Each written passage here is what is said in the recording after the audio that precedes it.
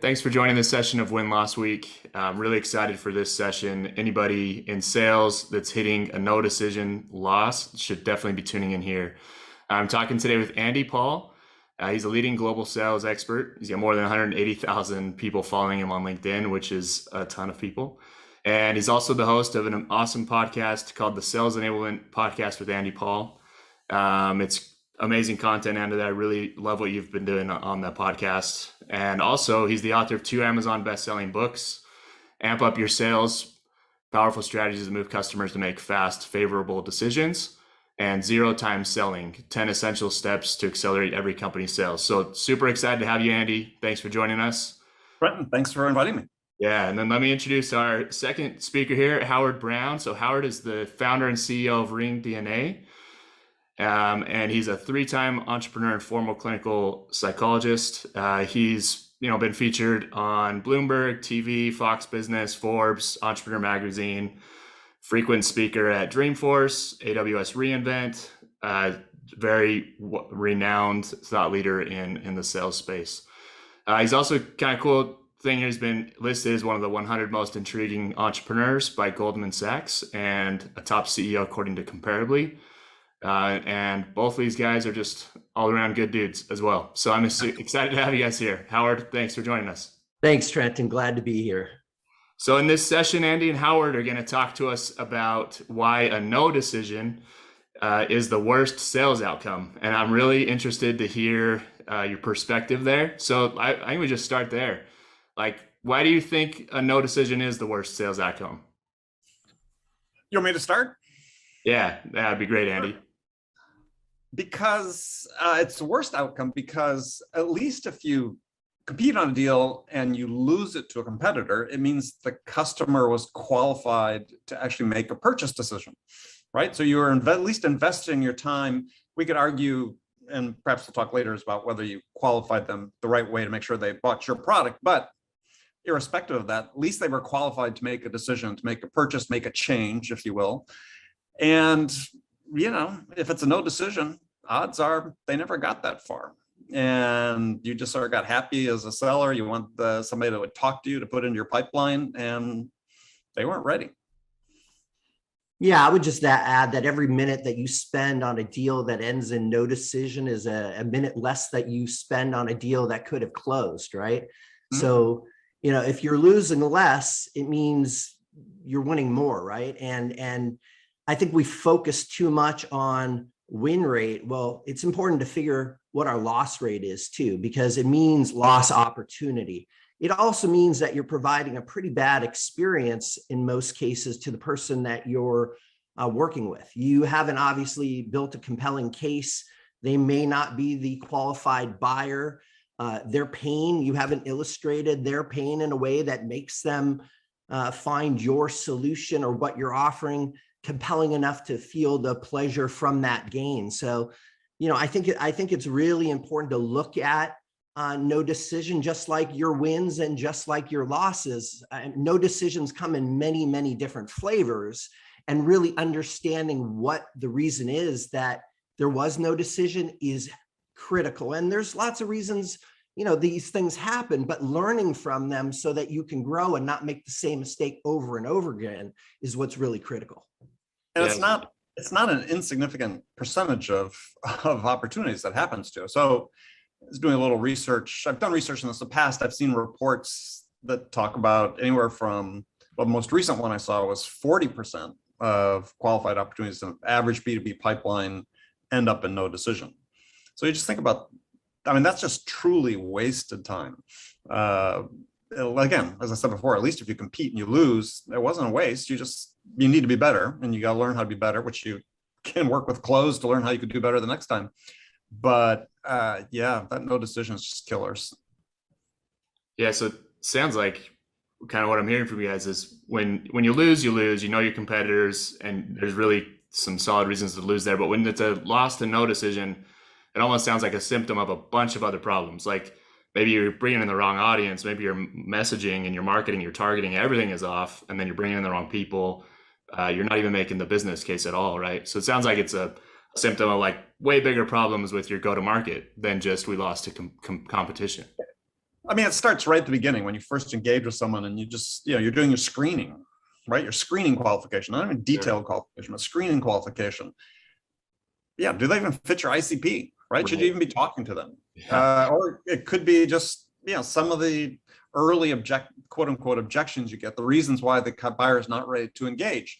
Sure. Unfortunately, so many sellers are trained to just sort of bully their way past those, right? If someone says, I'm not interested at the moment, you can read books about how to overcome that quote unquote objection. I can tell you as a business owner who's, buys stuff, sometimes I'm just not interested. And when I say I'm not interested, I'm not interested. Right. So you have to be able to discern when you're talking to someone, is this really worth investing the time? Yeah. It's like, reminds me of my kids when they're sitting there trying to fit that square block into the round hole, and they're spending all the time in the world to do it. So you're saying, don't be like them, like just find the round block that'll go in the hole, eat faster, right? Yeah. I mean, I tell a story of one of my absolute first boss, and I went back to the office after a similar situation where we sort of, competed. It was ended up being sort of a no decision. And I was just sort of moaning about it. And he looked at me and said, why are you wasting time talking to people who aren't going to buy from you? Go find one who is. Right. And it's like, oh, okay, makes sense. Yeah, totally. And I'd love to dive a little deeper in there. Like, in our data that we do for companies, we see a lot of, they didn't realize that one of their biggest competitors was actually like the status quo or this no decision. And they're sitting there thinking like, I'm competing against companies A, B, and C, but actually their true competitors, like the prospect, the buyer doesn't even realize they should be using this solution, right? And so one of the, I'd love to dive a little bit deeper on like some of the outcomes or like the impacts, right, of no decision deals. Is you see in a loss, there's like the impact of morale on the team, although we lost this competitor again, but kind of tying it back to that point of a no decision as a bigger symptom of bigger problems. I'd love to talk about some of those deeper and specific impacts on both buyers and sellers of no decision deals. So what are some of those impacts you guys have seen? Yeah, I mean, I certainly can jump into that one. So again, first thing is you have to make sure you have buyers, not prospects, right? That's the key is making sure you actually have buyers, and then knowing who the buyers are, because people are individuals within a buying process. So making sure that you know all of the contributors to the buying team is critical, and really what motivates them and why are they willing to make a change? Do they have enough pain? Is this just a nice to have, or is this a need to have? And really understanding why different personas need what it is you're offering, but you have to understand their situation. You have to understand what the status quo is for them. And is that status quo okay? Or is it something they need to change to have a better outlook on the company? What is motivating them? Is it a better personal outcome for themselves? Is it job security? It's really understanding what is motivating all of those buyers on that buying team and making sure you align to them. Because if they don't see that the change is hard and change requires management and there's a risk in it, if they don't see the benefits of what you're offering, if they don't truly understand that your vision and the vision you now share with them will deliver a better world, a better experience, a better job, a better family life, they're not willing to make that change. So making sure that their status quo, they understand the pain with their status quo, and then they see the big picture. If you can do that, if you could draw that out, if you can illustrate that and create that journey together, that's when you see more of these wins and less of the status quo leading to no decision. Yeah, and I would add on to that the one of the impacts of the buyer is, think about when you engage with a buyer. I don't know if you're familiar with Clayton Christensen had his jobs to be done theory. For sure. I mean, you're basically being hired by the buyer to help them make a decision, to make a change. And so you're really, as a seller, if you can't help the buyer accomplish that, then you're really breaking trust with them and destroying your credibility. So yes, they may not make a decision now, but the odds of you getting back in after you've taken them through this process, right? And to Howard's point before, you weren't able to present a compelling case for making a change because you didn't, qualify, because you didn't discover, because you didn't do your job, your odds of getting back in there when they are ready to go are pretty low. Yeah. Howard, I loved that you talked specifically about like buying decisions are made by people's personal motives a lot of times, sometimes good or bad, like trumping the company's motives, right? And we see that a lot in our win-loss interviews where somebody literally be like, my job was on the line with this purchase and I didn't feel like I could trust your brand to deliver and solve that problem for me. Right. And so it wasn't like I really wanted my company to get this tool and I really wanted the ROI for my company. It was this personal thing of I wanted to look amazing and I wanted my job to accelerate, right? So I love that you talked about it that way. And to your point, Andy, that's I haven't really thought about it in those terms of if you hit a no decision, you're actually like killing your authority, your brand in those sellers' eyes, and for them to come back is going to be a way harder game than if you just maybe lose to the competition. At least you made the business case to the point where you were right. A competitive deal. I haven't thought about it that way. It's super interesting. Well, and just to buttress what Howard has said too is yeah, I mean, as sellers, you just have to understand that every individual you're dealing with looks at decisions in 2 points of view, right? What's in it for the company? What's in it for me? Right. They're not always aligned. And so if you have, let's say, 6 stakeholders in a decision, you really have 12. And as a seller, you need to understand all 12 perspectives and what the impact that will have on them trying to build a consensus around how to move forward. Sure. Yeah. And I've heard you talk before, like how critical discovery is. It sounds like a lot of that in discovery has to take place really, really excellently to figure that out, right? Or yeah. On that. Yeah. I mean, yeah, I try to simplify the goal of sellers in discovery. And I think if they keep this one thought in mind, it'll make it much easier, which is in discovery, what you're trying to do is you're trying to listen to understand what's the most important thing to the buyer. Yes. Right. And then help them get that. So if you don't, come away from discovery, understanding what that most important thing is, right? And that really has 2 components, really sort of the big challenge as well as what the desired outcome is. If you don't know that, how can you go forward? How you can present a vision of success and paint this picture for them, as Howard said, of how life is going to improve if it's not focused on the right target? Yeah, I would just add to what Andy's saying. It's the most important thing, and it's what's the biggest risk to them. Because there are 2 very different things, right? The most important thing may be the ROI of this tool, which is helping reps to ramp faster and hitting their quota. The biggest risk to them is taking sellers' time away from actually selling to use a new tool, implementation failure, low adoption. Those are the kind of things that would cause that person to potentially lose their job. The higher ROI, the ramping reps faster, is the most important thing. And if you don't align and you're not honest during that discovery and you don't talk to them about, look, every implementation is not perfect. They take time, there's some risk, but that's why implementation guides and being really, really honest and open and talking about their fears and the risks up front during that discovery, building that trust so that they understand you're not pulling the wool over their eyes. You're not selling them something, they're buying something. You got sold to is that old adage. Well, that's not what we're doing here. We're helping. We're helping them make that buying decision. We're helping them achieve that better outcome. We're helping them reduce risk so that they have a better outcome for themselves, for the company, and so on. Yeah, I love that. And I think that, it's like a 2-sided coin. On one side is is the status quo, and the other side is the risk of the change, right? Yeah, sure. Totally. Ever present. I love when you agree with me, Andy. Yeah, this is a watershed moment here. Every dog has his day. Yeah. Awesome. But I'd love to dive a little bit deeper. Sure. You've mentioned some of it on just like discovery is a problem, or you're not. I'm going to call it buyer enabling, Howard, where you're making the process easier for them. You're making them feel like you're helping instead of just selling them on things. But I'd love to dive a little deeper on your thoughts of like why do these no decision deals happen? Like what are some of the most frequent causes you guys have seen in your careers and as you're helping other companies? Like why do these no decisions happen? That's the question.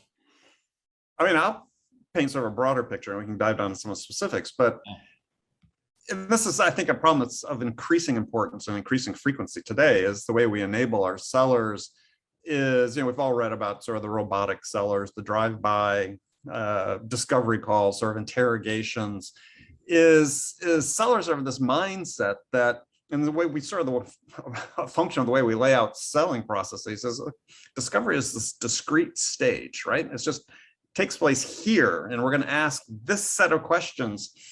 And two problems with that. One is discovery is not about gathering information. It's about, as we talked before, it's about understanding, right? Yeah. So our sellers oftentimes will gather information, but they don't understand the context of why it's important to the buyer. And so spanning that gap becomes really important.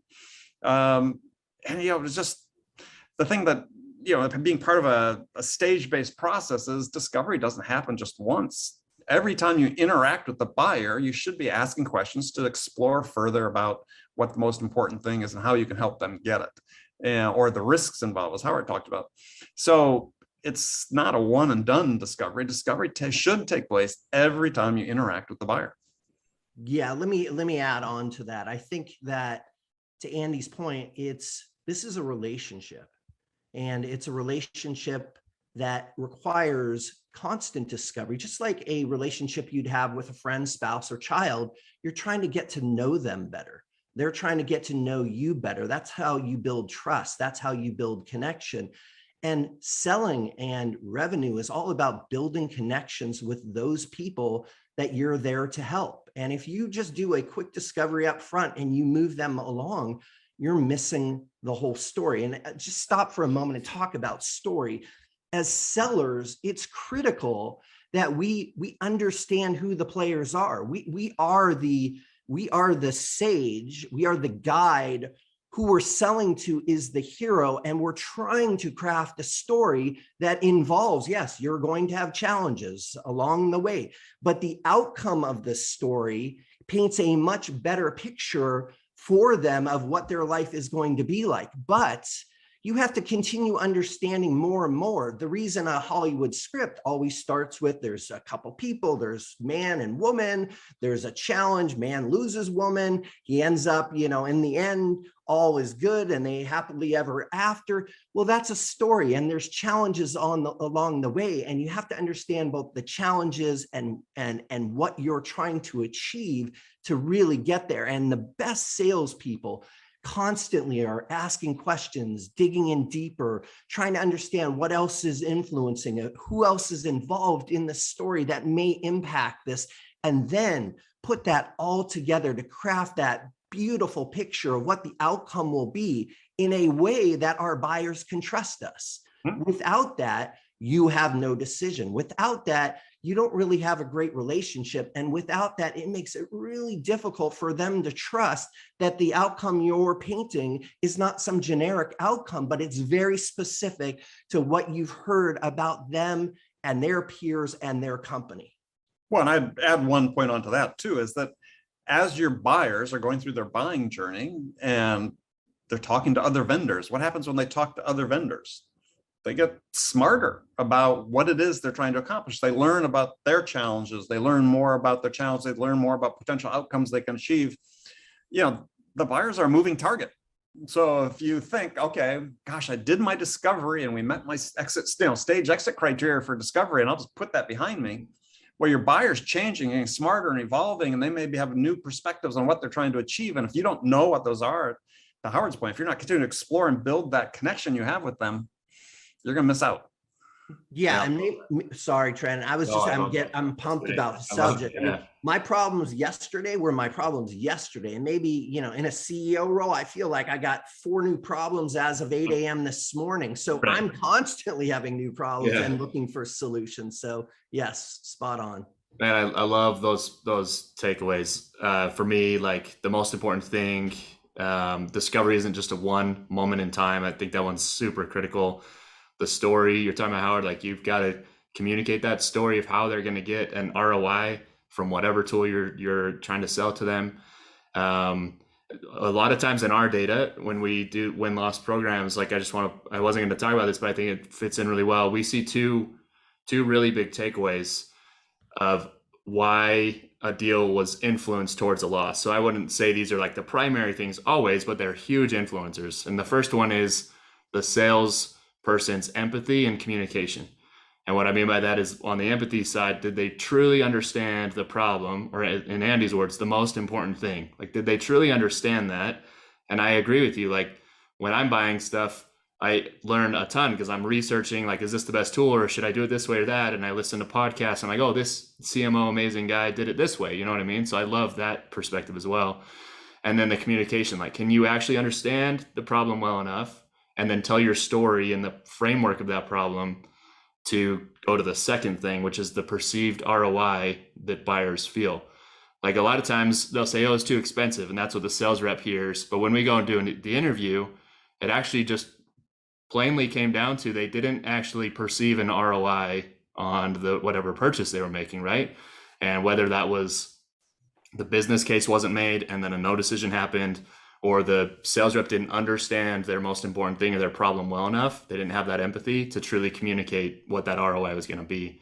So I love the points you guys brought up because they tie into the things I see in our win-loss programs, like, really, really neatly. I think that's awesome. Well, I was going to make the point is that oftentimes a key indicator of a no decision happens pretty late in the deal, in this deal cycle, is if the buyer doesn't take the step to move from perceiving an ROI to actually calculating in dollars what the ROI is going to be. So if your most important thing was, look, we want to gain 3 market share points, what does that mean in dollars, right? Yeah, and if the buyer doesn't reduce that to dollars, that means they haven't done the internal work to make a decision. Yeah, sure. So if you as a seller, you may think, oh, well, they think this is a really good ROI. It's like, yeah, but did they do the work, right? Have they done the business case? Have they done that internally? And until they do, they're not ready to make a decision. Yeah. Listen, I love seeing loss reason price too expensive for me, because everything we do is about coaching. So that's a super simple one, right? Yep. You lost on price. What does that mean? Mm-hmm. Well, it's too expensive because I'm not, as an investor, as a buyer, I'm not seeing a massive return. Yep. So if I'm only seeing a 5% return on my investments, that's, well, in this day and age, that may be okay. But if I'm seeing a 25% return on my investment, I want to go put money into that. Yes. Same thing with the tools. Totally. If I can see a massive return, nothing is too expensive unless I have a massive cash flow problem. Mm-hmm. Nothing's too expensive because I'm going to see that return, which means my enterprise value of my company is going to go up. If you haven't explained that by spending this, you're going to get exponentially more, then you're probably not selling, you're not joining, or you don't believe in the product. Right. So those are kind of things that are super easy to coach on. Let's listen to that recording. Let's watch that demo. Let's role play this out and let's fix it. And that's why I don't get too dramatic or too upset about win-loss when it comes to no decision. Yeah, it's horrible. And losing to competitors is horrible, but it's all a learning opportunity. Yeah, it's all growth opportunity. Totally. And if we do something about it, if we're analyzing the game film, if we're analyzing the calls, if we're analyzing the emails, and we're interviewing, like in the case of you guys, trying to get a deeper understanding of what the win-loss reason is, we can help our reps. We can make them better. And that's what this is all about. It's how do we improve people? How do we optimize their performance and then deliver better buying experiences that deliver better outcomes? That's the whole thing. So I get excited, whether it's win-loss, no decision, lost on price, whatever it is, these are coaching moments, but we need to focus in and learn from our failures and losses, not beat ourselves up.